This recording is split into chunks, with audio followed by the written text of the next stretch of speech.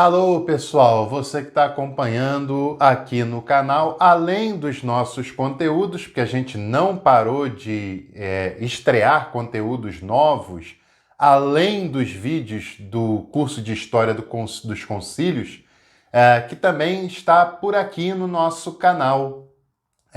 Esse canal tem trabalhado e disponibilizado conteúdo quase todo dia, além, claro, das postagens que nós fazemos lá na aba Comunidade, que, aliás, é uma ferramenta interessante que você deve dar uma atenção, porque às vezes tem quiz, às vezes tem enquetes, às vezes tem outros posts muito interessantes. Eu fico aqui pensando, eu já estudo teologia há mais de 20 anos. Eu fiz graduação, depois fiz convalidação, mestrado e doutorado. Só formalmente falando, foram mais de 11 anos estudando teologia, fora o estudo por conta própria, por conta do trabalho, da carreira docente, e também sou historiador formado e atuo também na área. E eu fico imaginando como teria me ajudado se na época eu pudesse contar com um canal como esse. Eu pudesse contar com materiais, com cursos disponíveis como esse daqui, feito por alguém que trilhou o caminho da formação acadêmica, que atua na área já há mais de 15 anos e que são conteúdos que aprofundam e atualizam bastante o nosso estudo teológico em todos os níveis que for, né? E com certeza você não vai encontrar um canal que se dedique em fazer um curso como esse, que não é o primeiro, né? Tem vários cursos aqui disponíveis, tem outros exclusivos para membros que você poderia ser para ter acesso a esses conteúdos e apoiar muito esse canal. E você não precisa ficar imaginando como você pode usufruir dessa escola teológica que está aqui no YouTube à sua disposição. E é claro que a gente precisa do seu apoio para que esse canal continue fazendo, trabalhando, avançando para fazer cada vez mais e melhor.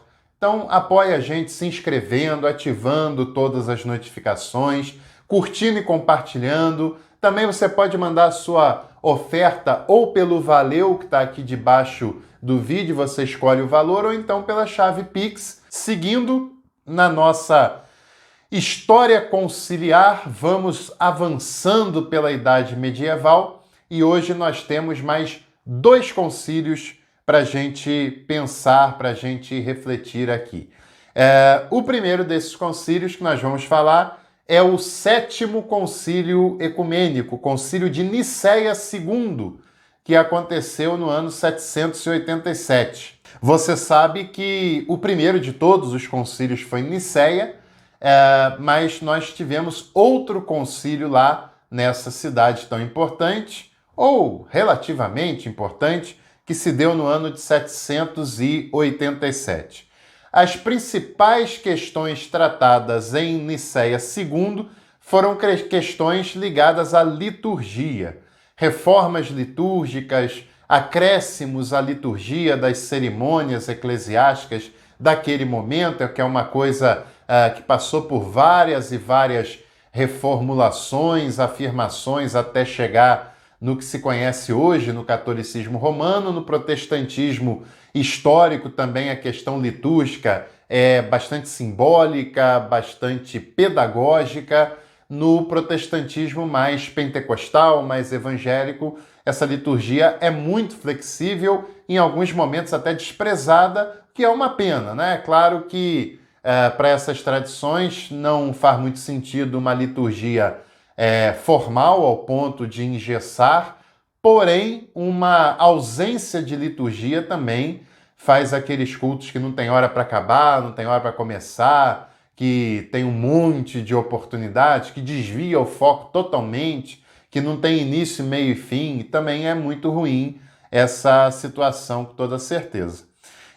Uma questão litúrgica importante que foi debatida no Concílio Nicéia II foi sobre as imagens. Pois é, imagem que você tenta definir isso de uma maneira tão simples, essa é uma questão discutida no cristianismo há séculos, mas antes de existir protestantismo, muito, mas muito antes, quase 1000 anos antes, essa questão já estava sendo discutida entre as partes ocidentais e orientais do cristianismo. E o debate era: as imagens, elas devem ser veneradas ou não? Existe uma diferença entre veneração e adoração de imagens, né? Adoração de imagens nunca foi o caso, nunca foi sequer debatido nos concílios, porque partia-se do pressuposto de que não deve adorar imagem, apenas Deus é digno de adoração. Não tem nenhum documento oficial da igreja, seja a confissão que for, que apoia a adoração de imagens, viu? E adoração a qualquer outro ser que não seja Deus. Porém, a questão da veneração, da imagem fazer parte da liturgia, da cerimônia, né, da imagem fazer parte dos aparatos artísticos do templo, né, da catedral, da igreja, enfim, como queiram chamar, essa é uma discussão já muito antiga, como a gente pode perceber. Havia um debate em torno da iconoclastia. Iconoclastia é o combate ao ícone, né, a veneração de imagens. A parte ocidental foi muito mais favorável ao uso de imagens como parte da liturgia e como parte da organização arquitetônica, e a parte oriental ela foi mais contrária. Agora, a parte ortodoxa ela utiliza vitrais, imagens e outros símbolos, né? Porque não são apenas imagens, mas vitrais, cruzes também são imagens sagradas. A própria Bíblia não deixa de ser uma imagem sagrada, né? Quando elevada lá num lugar de culto, num lugar de liturgia e tal. O altar, em alguns casos, o paramento de quem preside as cerimônias religiosas, tudo isso são imagens que fazem parte de uma liturgia que tem um símbolo e, através desse símbolo, um ensinamento a ser passado. O Oriente foi muito mais reticente em aceitar naquela época por uma questão muito simples. O ano é 787.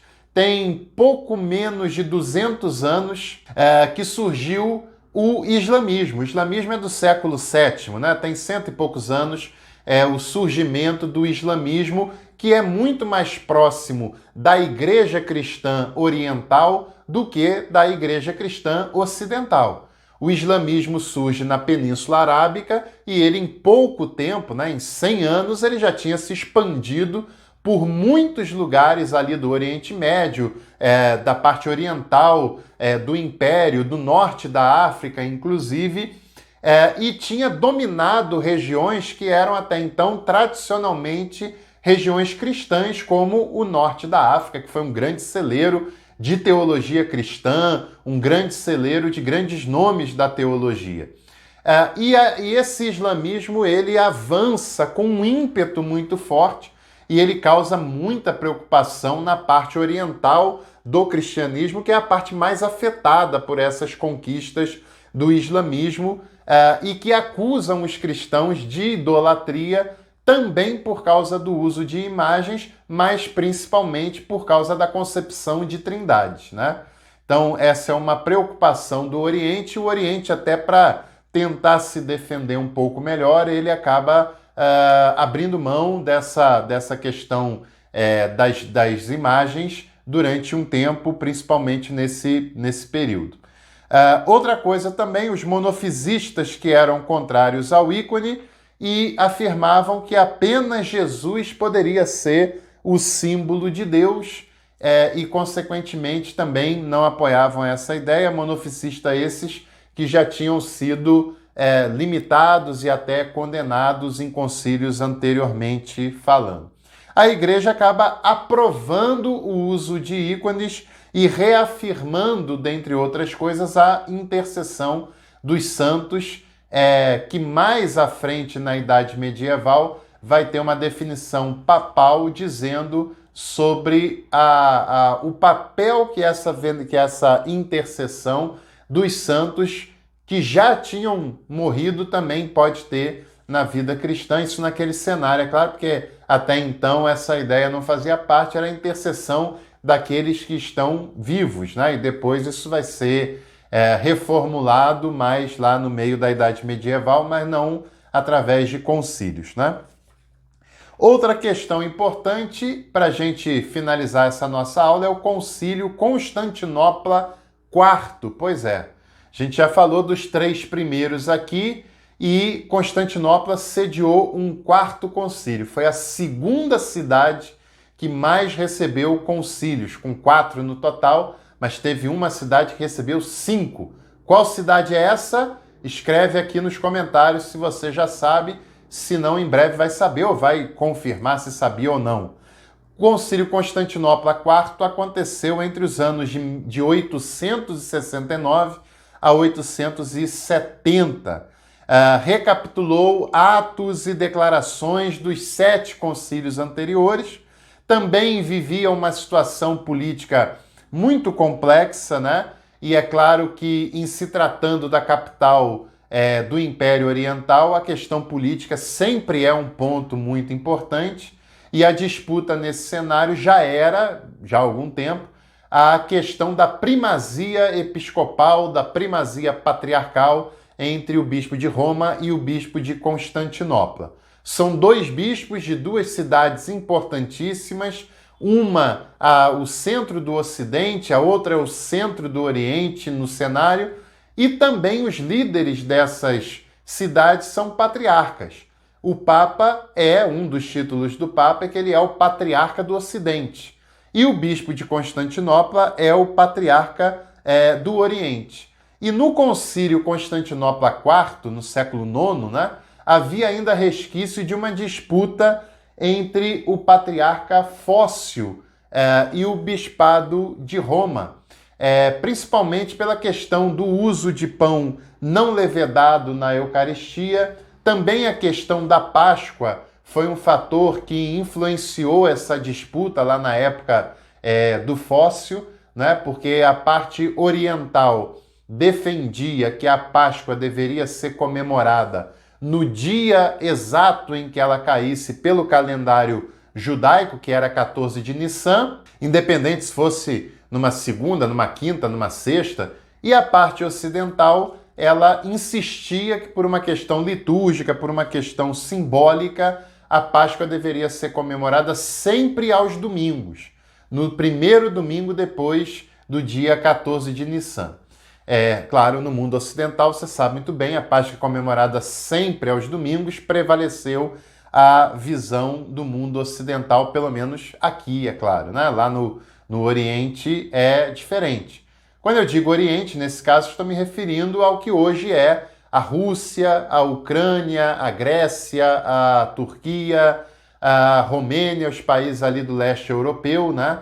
A Bulgária, são na sua maioria nações de fé ortodoxa, né? De igreja ortodoxa. Foi, sem dúvida nenhuma, o Concílio Constantinopla IV o menos expressivo de todos os concílios do primeiro milênio. E aqui a gente já está caminhando para o final do primeiro milênio. Já já a gente vai ver como essa questão conciliar ela terá peso e que peso será esse no segundo milênio. A maioria dos orientais consideraram o sínodo de 879, que também foi uma discussão interessante, porque esse sínodo foi presidido pelo Fócio, e o Ocidente não tinha esse sínodo como canônico, já a parte oriental o considerou também um sínodo canônico, ou seja, com peso de concílio, tá certo? Então, nós vamos chegando ao final desse vídeo. Hoje nós vimos aqui o 7º e 8º concílios ecumênicos, Nicéia II e Constantinopla IV. Fica aqui a minha dica para você ativar as notificações para não perder a continuidade desse curso e também para não perder todos os conteúdos, né, que a gente... para não perder nenhum conteúdo que a gente estreia por aqui. E em breve a gente se vê novamente. Tchau e até lá!